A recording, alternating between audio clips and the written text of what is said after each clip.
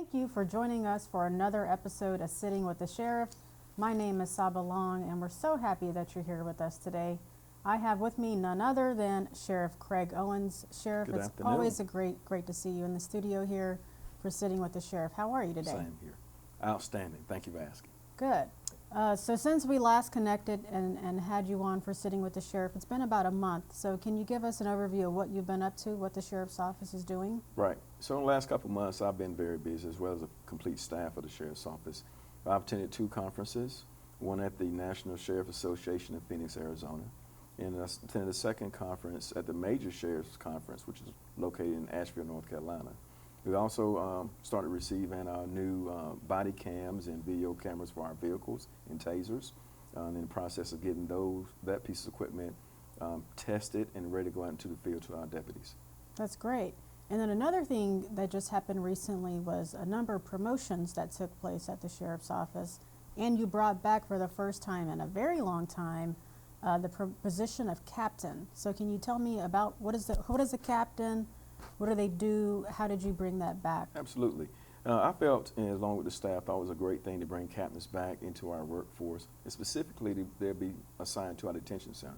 And what that does is give us another level of management inside our facility and for a 24-hour basis. So we always have a key managerial type person on duty all the time to help make some critical decisions at our facility. So I think that was a great thing to do and the right thing to do for our staff there to give us key managerial personnel on site all the time. And what qualifies someone to become a captain? What do they have to do? That's a good question. For the Sheriff's Office, we have a testing procedure where they have a written test, and then they have oral assessment test.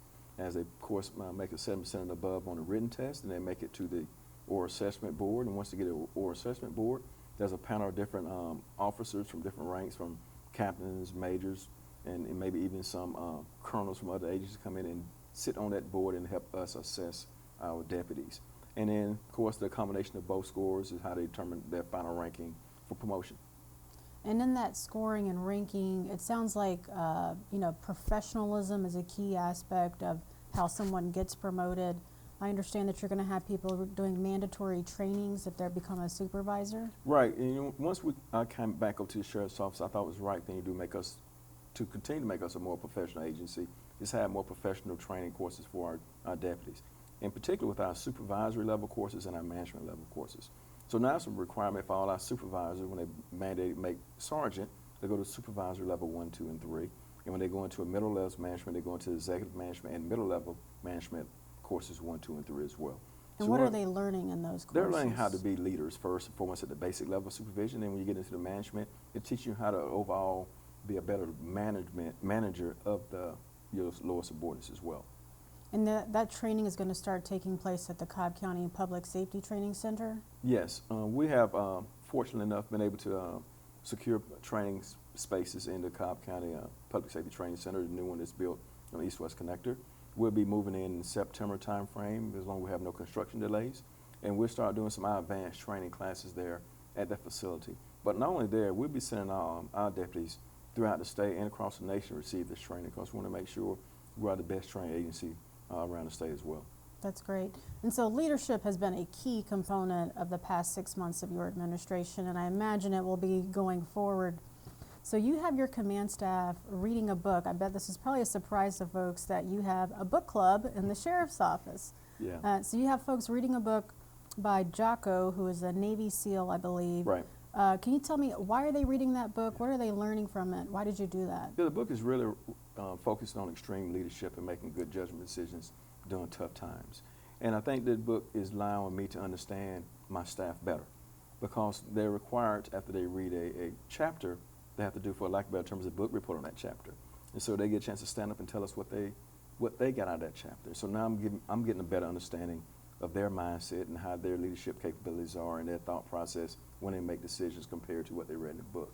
So it's giving me a better overall understanding of some of my leadership thought process. And also it gives us opportunity as a team to bond and make different decisions, see how decisions are made in stressful situations like it was during that wartime in the book. Right. So speaking of stressful situations, the Cobb County Sheriff's Office had a big get this past week. You all arrested someone who had been, you know, I would say a menace to society for sure. Yes. Triple homicide on a golf course. Can you tell us a little bit about what the sheriff's office did and how they helped get that guy? Right.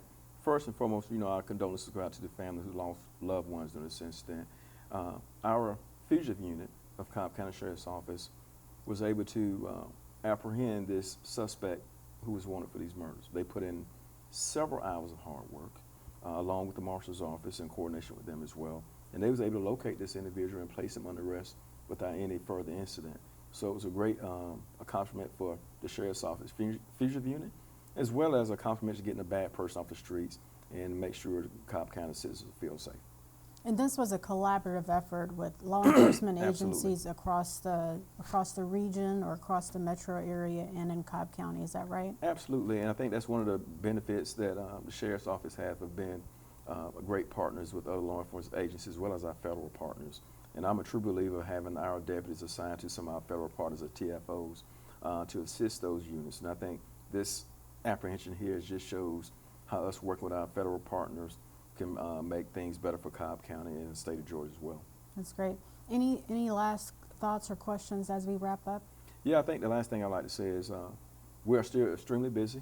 We're bringing a lot of new technology to Cobb County Sheriff's Office. We're going to continue to work hard. I think our leadership team now has been rounded into positions now. We have 6 months into our position, and we're now kind of getting a little comfortable, and we kind of got the newness out, so we're now settling in and really now getting into some of the true work we need to do to continue to make Cobb County Sheriff's Office the best in the state, if not the nation. Thank you, Sheriff. Again, this was an episode of Sitting with the Sheriff. My name is Saba Long. Thank you all for participating and listening with us today. If you have questions you want me to ask the Sheriff, email me at media@cobbsheriff.org, and I'll make sure to ask them next time. Thank you.